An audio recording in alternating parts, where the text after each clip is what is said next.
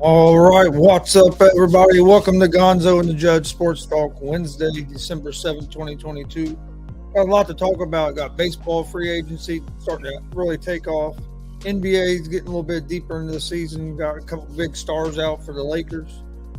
But Pacers lost a close game tonight to Timberwolves. But hey, my Hoosiers won. But I'm joined by, like always, by the one and only the sports judge Jonathan Mathis. What's going on, man? What's up? What's up? What's going on, everyone? I hope everyone's doing well. I feel good. It's good to be back on. I know we missed Monday. We apologize, but we're back. We're back today, and we got plenty to unpack in this show. We got a lot to talk about. Aaron Judge is staying put. He is staying in the Bronx. We'll talk about that. How are you, Chris? Are you feeling good? What's going on? What's new with you? Yeah, I feel pretty good. Nothing really new. Just been doing shows, been actually recovering. I'm not gonna lie, I've done a little too much over the weekend and early this week. My body's been hurting, but I'm feeling pretty good now. So getting ready for a big show tomorrow. We're gonna go live stream a high school wrestling meet. So that should be a good time. And then of course we're gonna do a show tomorrow night. So they got a lot of stuff going on. Yeah, you're staying active. You're staying busy. There's nothing wrong with that. I do believe I was in the more productive you are, the more time flies, the more things get done. So that's a good thing. Being productive is good, especially in our field of work, because journalism and podcasting is a constant grind, You got to constantly stay consistent and you got to keep grinding each and every day. And I mean, that's the only thing I know how to do, really, in this business. Keep grinding. Oh yeah, you just gotta keep grinding. That's what. Hey, I've been doing 4 or 5 shows a day, but I did go to Cincinnati, Ohio over the weekend. We got to do a wrestling show in Ohio. That was pretty cool to do our first out of state show. And you can check that out on our YouTube and Facebook pages. It was a fun show. Former UFC champion Dan Severn was on it. So we had a good time. And Sunday was another big wrestling show. So we've been busy. But hey, did you do anything while you were in Cincinnati, or was it all business? Did you do anything else? Did you kind of, stay around to do some sightseeing, or, no, enjoy your time while you were there? No, we actually got there.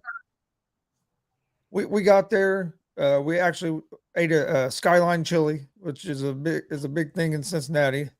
So we ate there.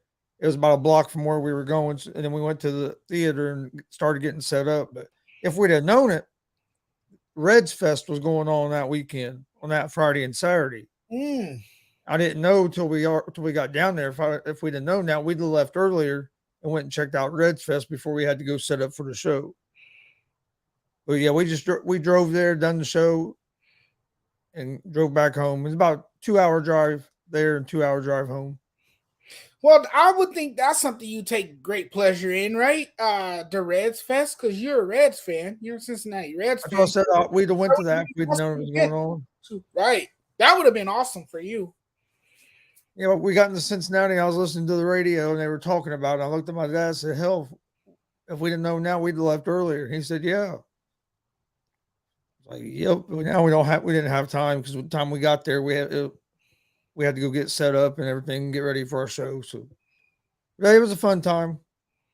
Got to meet a lot of new people, and that's how you get your name out there. You know what I mean? More people you can meet, more your stuff gets out there. That's true. And business trips could be fun. They could be fun. We had a good time. But you also got to remember what your priority is while you're there. And like on Sunday, we had a show here. We had a show here in Indiana on Sunday, and we actually met up with a couple fans. They're big wrestling fans, and they're also, I mean, they watch all of our GWR stuff. We cool. We meet up with them for lunch and stuff before we all went to the show. That's dope. We do that about once or twice a month. We meet up with them guys and eat lunch and stuff. It's pretty cool. Just new friends we've made through doing our wrestling shows. That's cool. But enough about wrestling shows.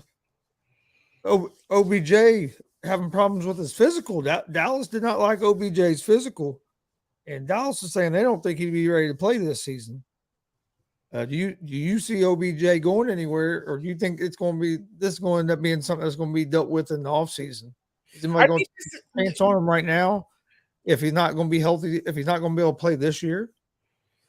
I think with him not being able to pass his physicals and it's getting late in the season, I don't see him playing this year. Realistically, I think a timetable for him would be next season. We might see him get back on the field sometime next season. I don't think it's going to be anytime soon if he's not passing his physicals. So I think he's going to stay game ready. I think he's going to continue to work out, stay in shape. So hopefully he can get back on the field.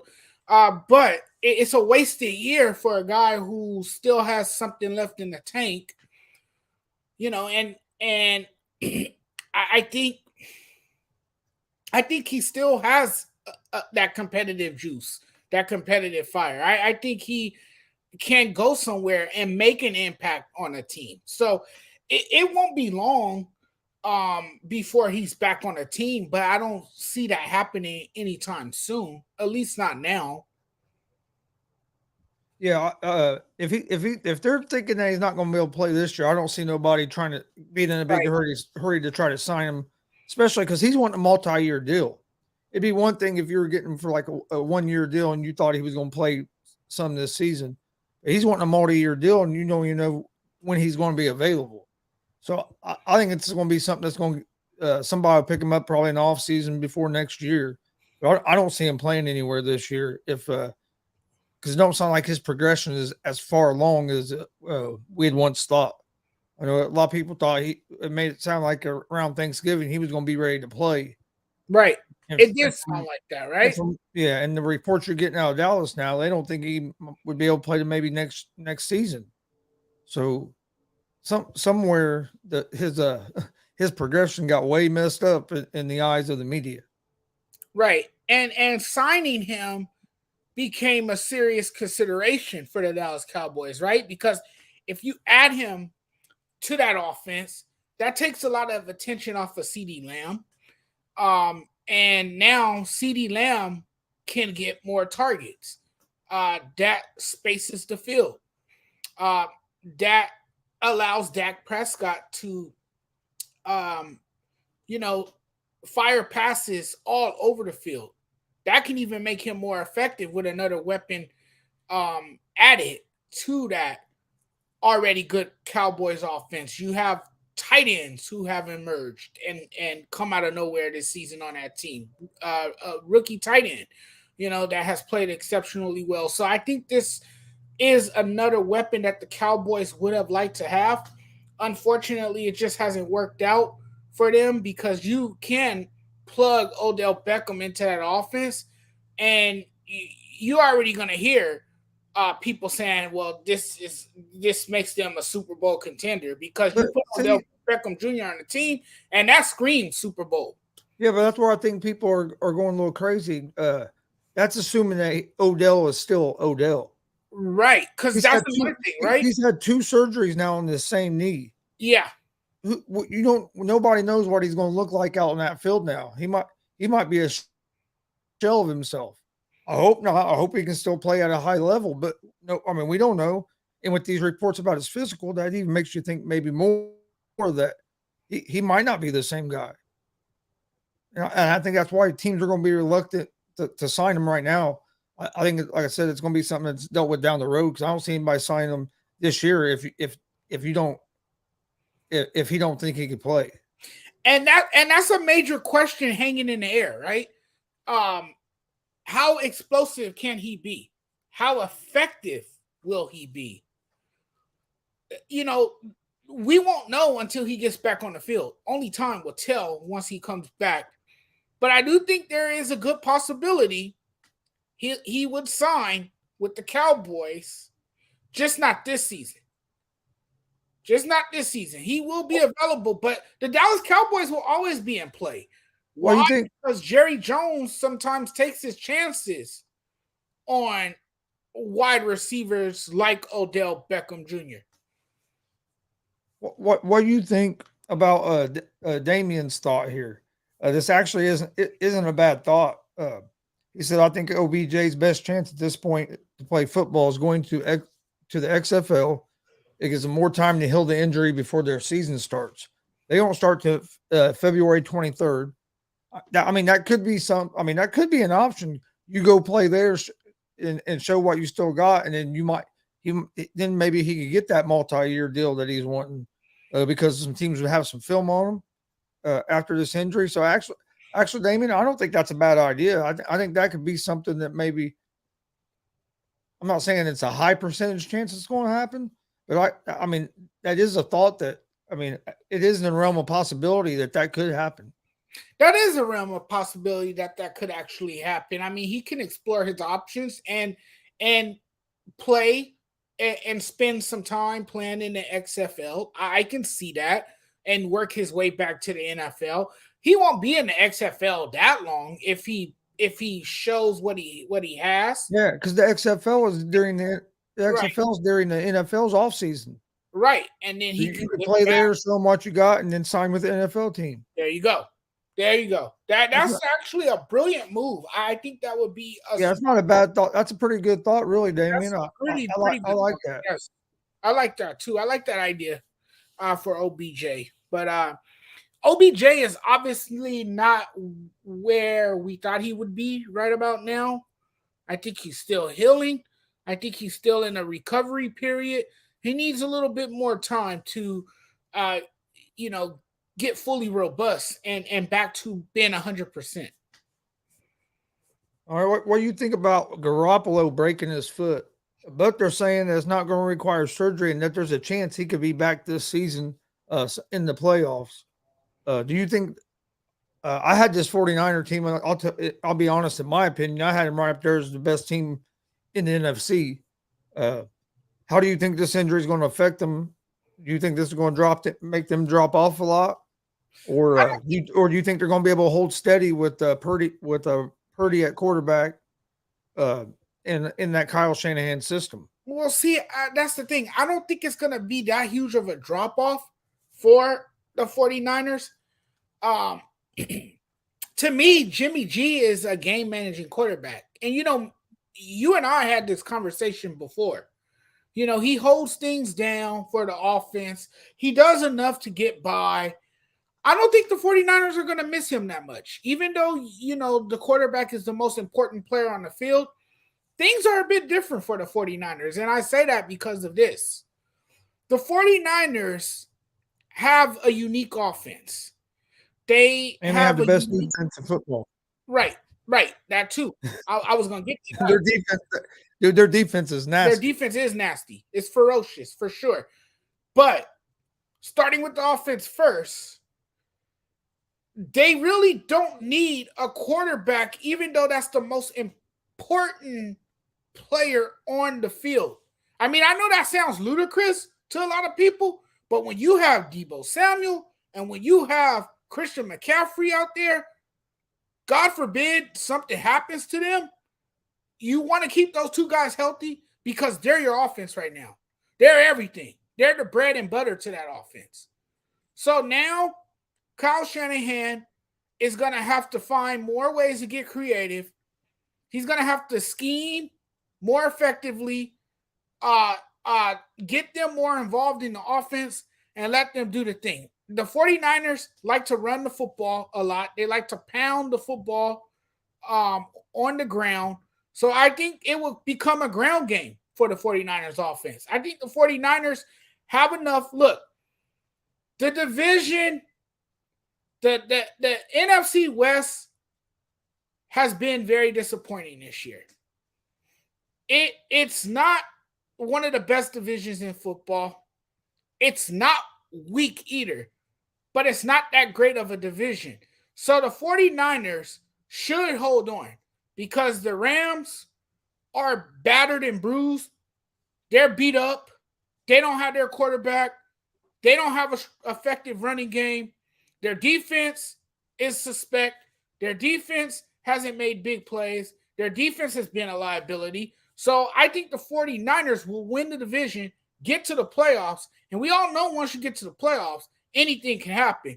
And we've seen teams before get to the Super Bowl with very good defenses, but not so good quarterbacks. Quarterbacks that's not elite or that's not top tier quarterbacks, but second tier quarterbacks are quarterbacks that are not well known around the league. So we've seen that before. It's not the first time. So this 49ers team can get very, very far, and they will go as far as the defense takes them. I think this is a defensive oriented team. You know, I think the offense is going to be dictated by what Debo and what Christian McCaffrey does. You know, and I think the 49ers will be just fine without Jimmy G. It's not too, you know, you shouldn't panic that much. I don't think they're going to be. I don't think they're going to be. I think it's going to hurt them some, but I don't think it's the end of the world. Right. And it's funny because all these people, they'll talk about, oh, Jimmy G can't do this, he can't do that, and then he gets hurt. And now the 49ers in trouble. Well, if Jimmy G was the guy a lot of you people thought was the problem in San Francisco, and they lose him, why are they in so much trouble? They lost a guy that nobody believed was their guy anyway. I mean, hell, they benched the guy. He wasn't even practicing with the team. He was over on the field by himself because they couldn't find nowhere for him to go because he was coming off that shoulder surgery. And then they got lucky that he was there because Lance gets hurt real quick. And Jimmy G's came in and played and has been playing well. And you have one of the best defenses in football. So I think you're going to miss him some because of his leadership. But in that system and with the weapons they have, in the defense they have, they just need Purdy not don't turn the ball over, don't make big mistakes. Right.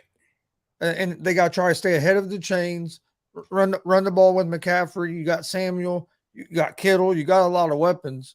I think they're still going to be the team to beat because of that defense they have. I mean, that defense hasn't gave up points in the second half for like 5 straight games, and that's just unreal. Yeah, that defense is nasty. You got Nick Bosa. You got Fred Warner. Fred Warner, who I really like, he's having a monstrous season. I mean, this dude is flying all over the field making plays. He's definitely one of the top linebackers in the league. But this defense, man, they're going to wreak a lot of havoc for opposing teams. And that's why I would place my bet on the 49ers. I wouldn't hesitate to make a wager, on this team because of how stout and how, terrifying that defense of theirs is. Yeah, but before we move on, what do you think of Damien's comment here? He says, I still think the Seahawks are a way better team in that division, and they have better offensive weapons than the 49ers. I don't know about that. I think they're a very surprising team this season, but I wouldn't say they're better than the 49ers. I think the 49ers have more playmakers. I think Geno Smith is having the year that he's having because he's able to thrive in that system. That system works for him. I think that's why he's had the type of year that he's had. He's having a resurgent year. And it just has worked for him. I know they got players. I know they got a fantastic wide receiver in DK Metcalf. You can't sleep on Tyler Lockett either. But I do think that the 49ers have more playmakers. The 49ers, to me, are a more exciting team. And it's exhilarating if you're a 49ers fan because you know that's an encouraging sign for great things to come if they keep these guys together and they continue to play the way they have played. So I think the 49ers are better than the Seahawks. Yes, the Seahawks are having a nice, okay year, but I still have to place the bet on the 49ers. at the Yeah, end of the day. I think the 49ers are better than the Seahawks right now. But Damien, that's what we're saying though, is that the 49ers aren't in big trouble because they lost Jimmy G. They're It, not. because No. that's what we're agreeing with that. That's what we're saying. Because Damien's saying 49ers weren't winning games till Christian McCaffrey got there. It's not on Jimmy G. That's what I'm saying. I think they'll miss some of his leadership, but as long as Purdy can just come in there and run the offense and not and just don't make the big mistakes, I think they'll be fine because of that defense they got, and they have playmakers. You get the ball out to them guys in space, uh, good things can happen. Yeah, we also sit here and forget that Kyle Shanahan is an offensive guru. He knows how to platoon.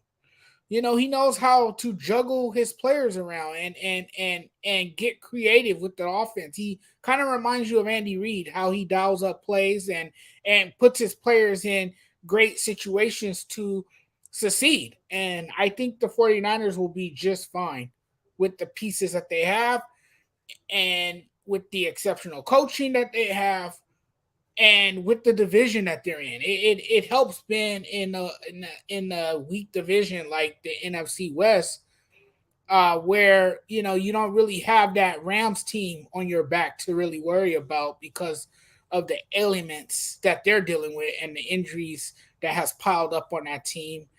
Um, Well, so that's actually what I was getting ready to go to was Rams might they might play Baker Mayfield tomorrow night. I wouldn't be surprised. He's Hollywood. Do you think Baker's going to be able to resurrect his career with the Rams? Maybe there's a chance that he could resurrect his career. Yes. Rescue his team from hell? No. That's not going to happen. Not this season. But if there's one place to try to resurrect your career, it's in LA.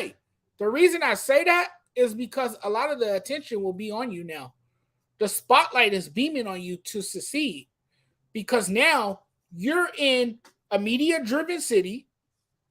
You're in a city with a fan base that if you don't play well and if you don't succeed, there's no trying and trying again.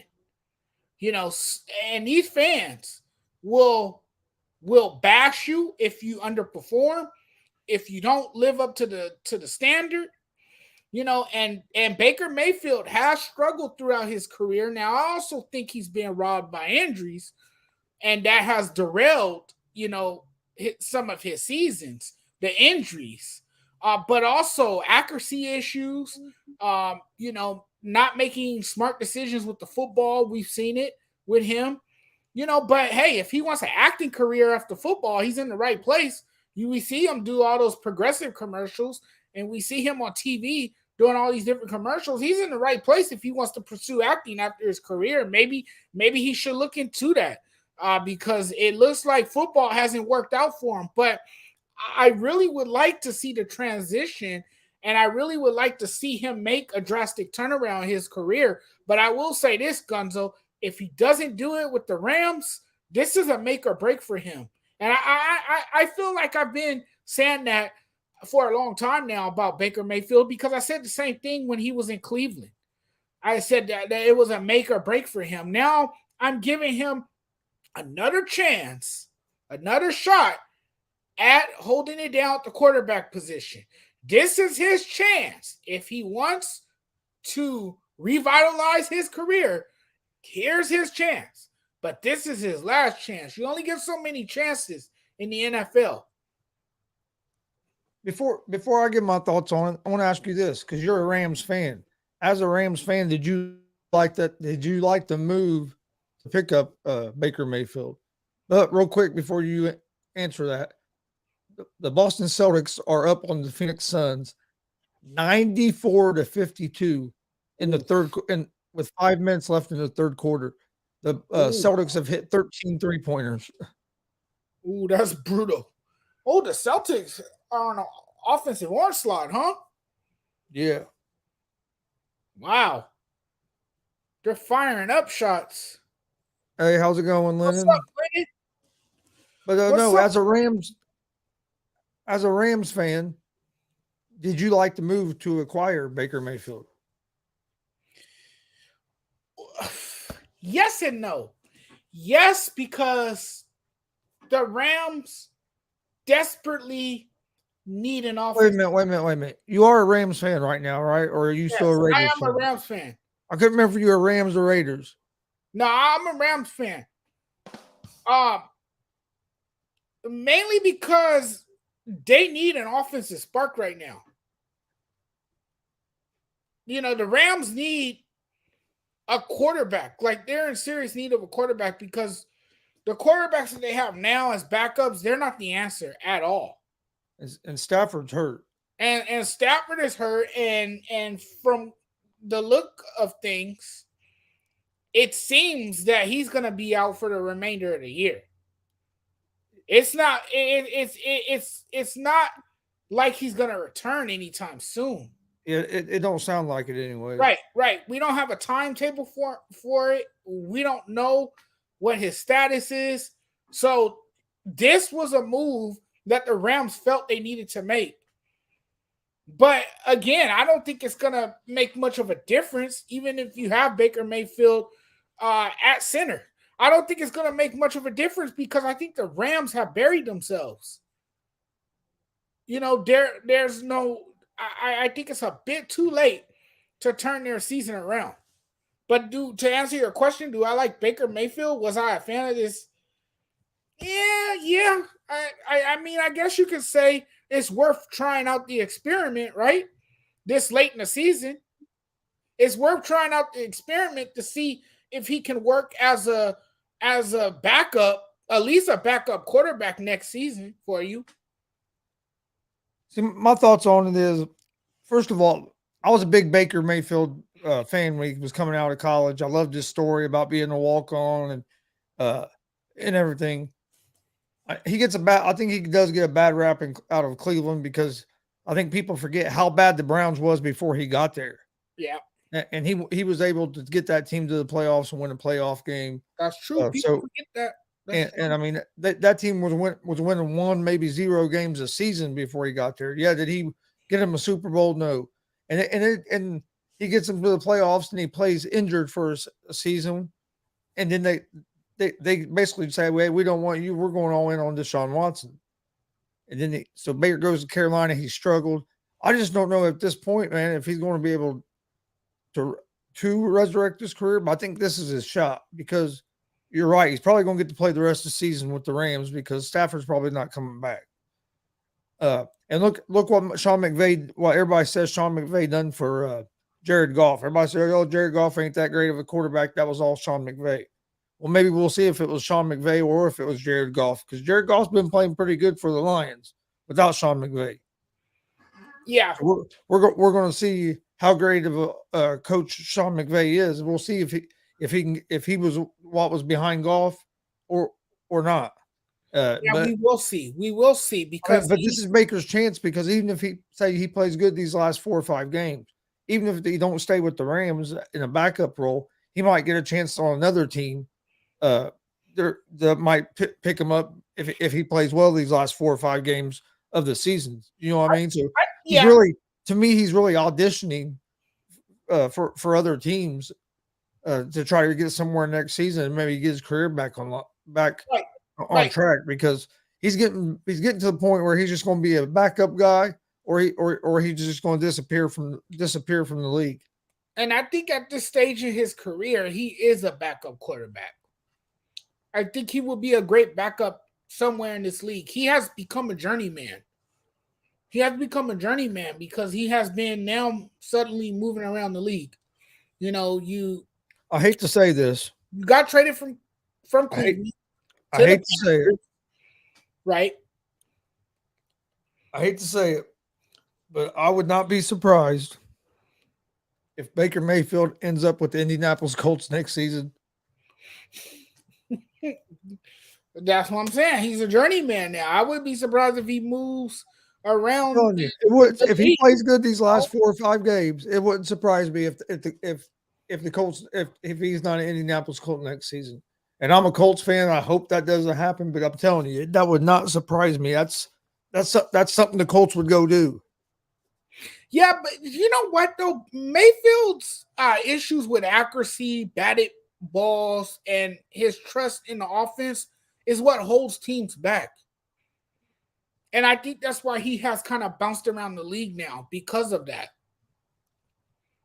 And You just think that you know, he's not good enough. He's not at this level. College was yeah, like his he's not like a skilled quarterback. college was his top level. College was more of his top level, and he hasn't been able to really make the transition to the NFL. Do you feel like he gets a But bad rap in Cleveland? Because if you think, like I said, if you look I at it, feel man, like he Cleveland, does. I feel like he does. You know what? I think it's fair to say this, Chris. I think he's a hit or miss quarterback. And I think a lot of that is because of his inconsistencies and his inability to sometimes command an offense. Now, leadership, he has shown some leadership qualities. I can't say that. He has shown flashes of brilliance at times, but then when you think he's okay, when you think he's taking his game to the next level, then suddenly he regresses. And that's what we see from Baker Mayfield. That is what has defined his career and who he is. Regression, inconsistencies, accuracy issues, not always making the best decisions to put his team in a great position to win. Those are the issues that has kind of plagued his career. And that's why he's playing for the Rams now. He's playing for another NFL team now because he can't find a home because of his struggles and because of the injuries.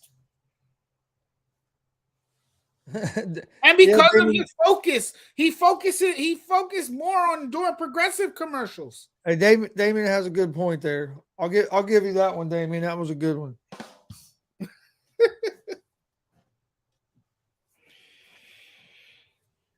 He's not old enough for the Colts to go after him yet. I like it. That's funny. That was a good one. Damien coming with some good stuff tonight. He's making some good points. Before we jump into some baseball, what do you think about? Because I know you're a Lakers fan. What do you think about Davis? Dude, Davis was on a tear, and then now he's sick and he's missed second. He'll miss his second game tonight. LeBron's out with an ankle. Do you think this Laker team is going to have enough in them and can stay healthy enough to maybe get in a playing spot? That's what I'm worried about. Is health, and that seems to be the problem with this Lakers team is health, right? And not being able to stay together on the floor, because if it's not the flu, it's a knee problem. If it's not a knee, it's a back problem. It's always something, it seems. If the Lakers are to find any success or to make it to the playoffs, they're going to need LeBron and Anthony Davis on the floor together. Can they do it consistently? I'm not sure they can.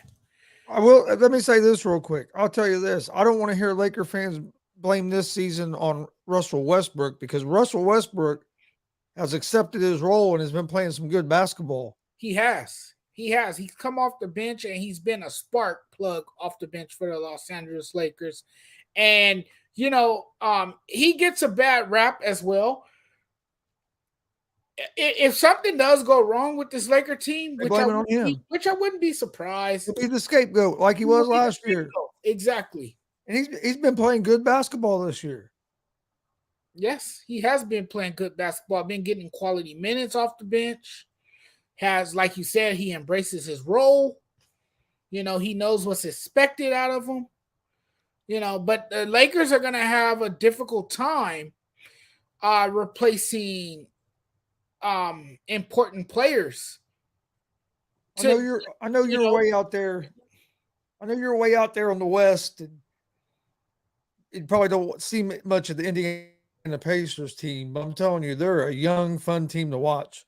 They end up losing tonight by like 4 points, but hell, they were down 23 in the first half because they played terrible in the first quarter. By halftime, they were only down by 2, and then they were leading most of the game, and then fell apart in the fourth quarter. Right, and it's that next man up mentality. Dude, that Pacer team looks. Have you watched much of the Pacers? I haven't seen a lot of Pacer games, but I've Let me ask you this. read some highlights and stuff, and they look pretty good. I know you saw that game winner. I know you saw that game winner Nimhard hit over LeBron James last week. Yeah, I buzzer saw beater. Yeah, I saw that one. That was a heartbreaking loss. That was a tough loss. Those kind of games. That was a heartbreaking. That was a heartbreaking loss for you, and I was over here celebrating. Hey, that's really a tough pill to swallow, though, because look, you had a big lead in that game. I think. Yeah, the largest. Pacers were down 17. Pacers were down 17 in the fourth quarter. I was about to say 17. Yeah, the lead ballooned to 17, and the Lakers got a little complacent, as they usually do when they have big leads, and they got lackadaisical, and the Pacers went on a run and were able to sneak up at the end and take it from the Lakers. I think the Pacers finally got a draft right because Maturin is killing it. And then our other pick, that Nimhard from Gonzaga, he's playing real well. And then Tyrese Halliburton has been, man, that dude is balling.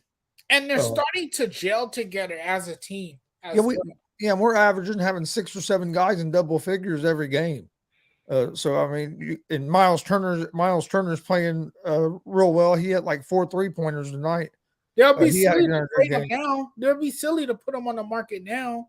No, because Pacers are ahead of what anybody thought they were. And I mean, right. I think this team is just going to continue to get better because the chemistry.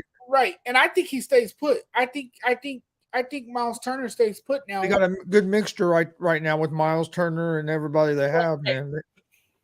Yeah, you want to keep them guys together. You got a young nucleus over there, and it's certainly. Yeah, the Pacers' average age of their starters is like 22, or of their team is like 22 years old. I mean, they have a young team. Yeah, they got a young team. They got a squad that's balling. It's promising. Yeah, it's fun to watch. I know that. I watched them tonight. Oh, I'm not going to lie. I was flipping back and forth between that and the IU Nebraska game because IU lost the other day to Rutgers. Rutgers shut us down. We didn't play good at all, but we've lost IU's lost like 9 in a row to Rutgers now.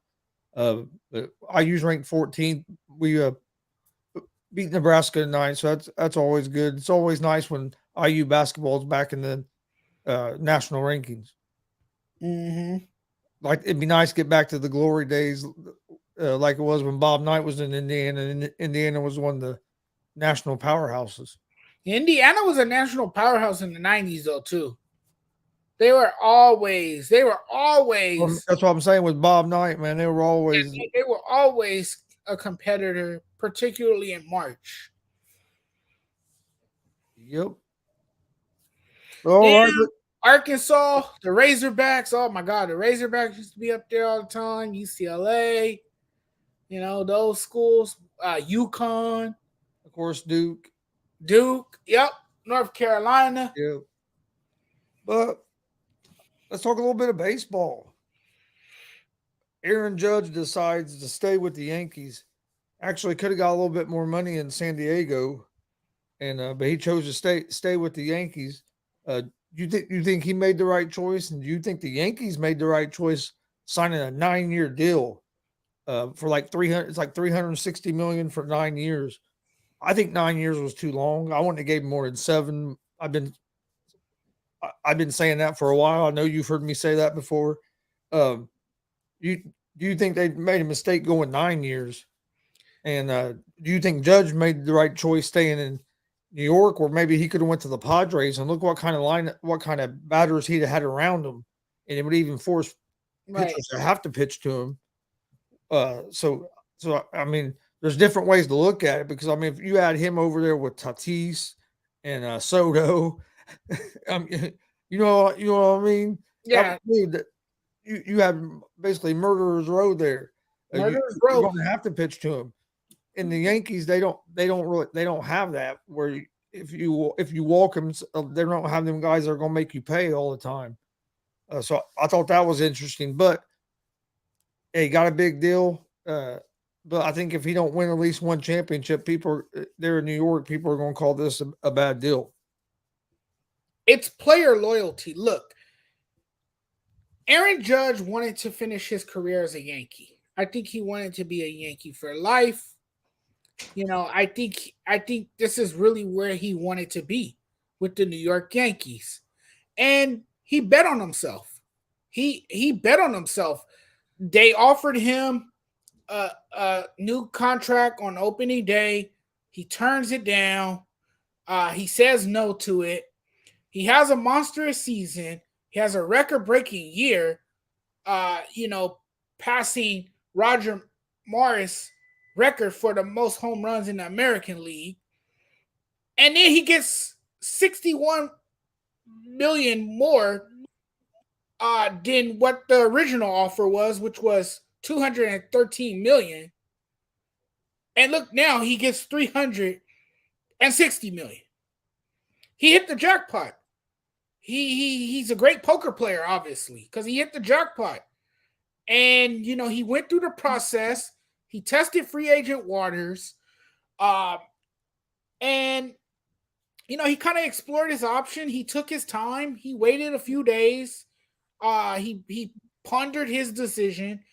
And then he decided that he would stay in New York with the Yankees. He's staying in the Bronx. Were the Yankees fans of giving him a deal that's 9 years, 360 million? Probably too many years for the Yankees. But the Yankees had no choice but to make this move. Because if you don't make this move, no Aaron Judge. And how can you replace a player of Aaron Judge's caliber? You can't. You can't. This guy puts up help me out. Mantle. Type, there you go, Mantle type numbers, right? He puts up numbers like that. So the Yankees knew that if they didn't give him the 9-year, $360 million contract, then you lose out. You lose out on Aaron Judge, and he probably would have ended up signing with the Giants or the Padres. He probably would have joined the Padres if you didn't give him what he wanted. So, because he had the leverage, what did the Yankees do? They drove up the price. They refused to let this guy go. And, they know how much the fans love him there. He's a fan favorite. He got his own section in right field behind the right field wall. It's his own designated area where fans sit in the judge's chamber. I mean, this guy has so much leverage that I don't think any free agent has had as much of a say as Aaron Judge. Not even Derek Jeter had this much leverage. Do you think that Judge made the right decision to stay in New York? See, that's a tough call right there. Did he make the right decision by staying in New York? Obviously, he felt he made the right decision. And did it surprise you? Did it surprise you that he stayed in New York? No, it didn't surprise me at all. I know there was more competitive offers on the table. I thought there was a good chance he'd end up with the Giants. I really did. And again, there was more competitive offers on the table. But I think at the end of the day, this is a man who wanted to wear the pinstripes. He wanted to, enrich his legacy by doing it in New York. But see, And I think New York obviously feel confident that he has a lot left and that he could do so much more damage in his 30s still. That he still has a lot of pop in his bat and has a long career ahead of him. but see, I think he made the right decision to stay in New York, and here's why: he's in a hitter-friendly park there at Yankee Stadium. That You too. go, you go to the Padres where it's below sea level, and it's a bigger field. He might not hit as. I'm not saying he's going to still not hit home runs, but he's not. He probably is not going to hit as many as he does in Yankee being a Yankee. So I think I think the Yankee.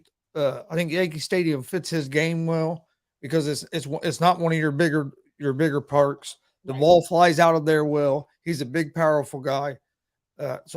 And if you win at least one championship or even two, you're going to go down as a Yankees legend.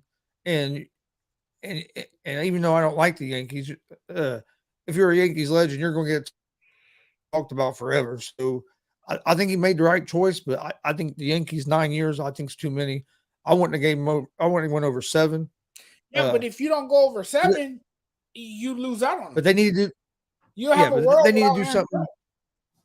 To me, for this deal to be a success, that they need to do something within the next 4 or 5 years, or I would say this is a bad deal. But if they can get to a World Series or win a Series in the next 4 or 5 years, I would say they made the right choice to keep Aaron Judge. And now it's up to him to deliver and stay healthy. Yep. What do you think about Trey Turner signing that big deal with the Phillies? I know you're a Dodger fan, so Trey how do you Turner's what do you think exit about that? Trey Turner's exit to me from the Dodgers is not much of a surprise. I didn't think he was gonna resign with the Dodgers. I kind of had a feeling that he was gonna walk in free agency. Um, he's not part of their future arrangements, and it's quite clear that he wanted more money. The Phillies offered him the biggest contract out there. It's 11 years, 300 million. This is a mega deal for one of the best players in baseball. Now, I watched him on a nightly basis, and I could tell you Turner is one hell of a player. I mean, he has the complete package. He can just about do it all. He can steal bases. He's an aggressive base runner. He runs the bases successfully well. He can fly around the bases. He has the smoothest slides that you'll ever see. The guy has an excellent glove at shortstop, and the Phillies, they were in major play for him because they were in dire need of a shortstop, and that's all you had been hearing about in the offseason. The Phillies' top priority is to land a shortstop, and hell, they made quite a splash. They made quite a splash, but I think also Bryce Harper, his former teammate in Washington, facilitated this move. Yeah, I think it's a good move for the Phillies. You Yeah, get yep, uh, I do. and I think it's a good move by their off front office to show like, hey, we're all in. We They, were at the World Series this year. We lost, but hey, that's not good enough. We're trying to win the World Series. And I think it's a good message to put out to your team and to your fans that hey, and we're all in. and I don't think And, Dombrowski is finished. they made a big splash, like you said. I They mean, did. that was They one of did. the bigger talks of free agency so far in baseball was Trey Turner going to the Phillies. Right. If Phillies can bolster up their pitching staff a little bit, and Bryce Harper gets healthy, and if they can keep Schwarber and some of them other pieces they have, they're going to be a team right there again that's going to be a tough out and going to have a chance to go all the way like they did this year. Well, I think that's just it, right? I think Dombrowski is not finished. I think he's far from being done. I think they will look to shore up that starting rotation and that bullpen of theirs. And if they do that, they'll be in business. They'll be one of the tough teams to beat in baseball. Because you saw what they did without Trey Turner last season. They went to the World Series and lost. They were underdogs in the World Series. No one expected them to get as far as they did. They overachieved last season. Now this season, They were more under expectations will be placed on them to win because They of were under 500 and fired their coach, yep. and And then and then and then went on a run to the World Series. yep, and went on that magical run and made it to the World Series. And again, I think Bryce Harper might have called Trey Turner and said, "Hey, we need you here. We want you to be a part of our team. We would love to have you in the clubhouse." And boom, he signed the contract, and now he is a Philly. I mean, just think if they keep Wearing a Philly. Just think if they keep Schwarber, Castellanos, Yep, and then you they had should keep those guys together if they that's what can. I'm saying. And you had Turner and If Harper, permitted, right? and then with Bohm. I mean, dude, that's a scary lineup to have to face. Yep, it really is. It All really is. right. Yep. Was there anything that the judge wanted to touch on that we didn't get to yet? I just think the Dodgers are gonna have a quiet winter. I don't see them doing much. I'm hearing that they are looking to get under the luxury tax, that they could actually get under the luxury tax and, aggressively pursue Shohei Ohtani when he becomes a free agent. Okay, yeah, we'll Maybe, see. maybe hey, they say good things are worth the wait, right? I'm waiting to see if my Reds are going to do anything, but I'm pretty sure it'll probably just be another disappointing offseason. Well, I was hoping that the Dodgers would get another shortstop. And, Carlos Correa was their top target, it seemed. But then reports came out earlier that the Dodgers are no longer pursuing Carlos Correa because they didn't know how fan reactions would be. That's interesting. That's so silly to me, though. That's nonsense to me. I mean, because fans are fans. Fans are going to either love you or hate you. And usually when you are a part of their team, they love you. They forget about the past, what happened in the past, and they accept you for being a part of the team. That's usually how it goes. So if Carlos Correa signed with the Dodgers, he would become I don't want to say a beloved player, but it's all about winning. If you come and lose, right? If you come and you help us get to our goal and win, you deliver for us. People start forgetting. People start forgetting, and they will forgive you. Well, maybe not forgive you, but they will give you a chance to, they will give you a chance in LA, particularly. So I think that's nonsense when I heard that. But I think the Dodgers are waiting for next free agency, or they might make a mid-season splash like they do as well. I still think they need another quality starter in their starting rotation. I think that's what they need to focus on. Yeah, I agree. I agree that they do. It's going to be like I said. I'm waiting to see what the Reds do. We have a lot of top prospects, but I want to see if these prospects start turning into something, or if we're going to start trading all our prospects again and go back and do it all over like they normally do. Hopefully not. And before we get out of here, Damien, so what's your thoughts on Mills Lane, the ref in the Tyson Holyfield fight, passing away yesterday? Yeah, but that was sad. That was sad news. If you're a boxing fan, you've seen him ref all kinds of big fights. So yeah, that was sad news to hear that. I watched him ref a bunch of boxing when I was a kid, growing up watching Holyfield and Tyson and all them guys. So yeah, it was sad news to hear of his passing yesterday. Yeah, may he rest in peace. Sad, terrible news, and my thoughts and prayers are with the families, the families in this difficult time. You have any final thoughts, Judge, before we get out of here on this? Actually, here where I'm at, it's already Thursday because it's after midnight. But it's 4 minutes after midnight. It's a Wednesday night when we started, so it's still Wednesday night here though. On the West Coast, it's only 9:05 p.m.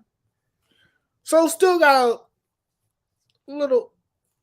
So you guys get lucky with that. The games come on and they end like at 9 9, 10, like at 8:30 or 9 o'clock in the evening. Where here it's like 12:31 in the morning. Yeah, but the vast majority on the West Coast gets screwed for the East Coast games because a lot of the East Coast games start at 4, and people are still commuting or still at work. Got work. Yep. So there's good and bad about both. Yep. Somebody gets the bad end of the stick. My final thoughts are: don't forget. Well, actually, you can't. We haven't told you yet, but big announcement. We're going to do a special Gonzo and the Judge tomorrow night on a Thursday night edition. So 11 p.m. Eastern normal time. So join us tomorrow night for that. Also, I'll be live streaming high school wrestling, Muncie Central Bearcats against the Cowan Blackhawks, 6 p.m. Eastern on Thursday, live from the Muncie Field House. Come out, let's pack the Field House for a big wrestling meet. Should be a fun time. I'll be doing my sports bet, or no, we won't have easy money tomorrow because we'll be traveling. We'll be setting up for the wrestling show. But we will have the ASAP Afternoon Blitz at 1 p.m. Eastern, so join us for that. Like and please like and subscribe on YouTube at Gonzo Sports Room, at the Sports Judge, and at the All Sports All Plays Network. We all very much appreciate it. Same thing with Facebook and Twitch. Like and follow Gonzo Sports Room, ASAP All Sports All Plays, and at the Sports Judge. We appreciate everybody's support. Judge, you have anything else before we out of here? I just want to say bye. Thank you guys so much for tuning in to our shows. We really appreciate it. And if you guys want to keep up with me and if you guys want to see more content from me, just follow the fan page on Facebook, The Sports Judge. And you guys can also follow my YouTube channel, The Sports Judge. You guys can find me on YouTube as well. You guys can find me on TikTok now. I'm active on TikTok now. I've been blowing up in these short 3-minute videos. So you guys can check me out over there as well, The Sports Judge. I've been thinking about starting a TikTok. You should. You would blow up on TikTok. You would blow up on TikTok because there's a lot of sports fans over there. And I think TikTok is the new thing right now. It's the new thing. It's popping. You get a lot of views. You get a lot of likes. Your videos will blow up. They blow up more than they do on YouTube. My problem is it's me trying to manage all the social media. So I already have Facebook, Twitter, Instagram, Twitch, YouTube. But I'm getting ready to add TikTok. TikTok's the only one you can find me. You got a network. If you want to see more content from us, you can find me at Gonzo Sports Room on all social media. Not on TikTok yet, but everything else is all at Gonzo Sports Room, or you can find me at Chris D. Gonzalez on Facebook and Instagram. But yeah, if you just put Gonzo Sports Room, you can find us on all social media, and that's where I post everything about our shows. We do an Indianapolis Colts show every Monday and Friday. We have a sports betting show Monday through Friday at 3 p.m. Eastern. We do watch-alongs for UFC, pro wrestling, WWE watch-alongs for their pay-per-views. We also live stream independent pro wrestling. We were just in Cincinnati, Ohio Friday, live streaming the show that Dan the Beast Severn was on. And then we did another show on Sunday. So if you're a pro wrestling fan, there's all kinds of pro wrestling stuff on our YouTube page as well. Please hit that subscribe button. We greatly appreciate it. But on behalf of the Judge, I'm Gonzo. We'll see you guys tomorrow night, 11 p.m. Eastern. Don't miss it.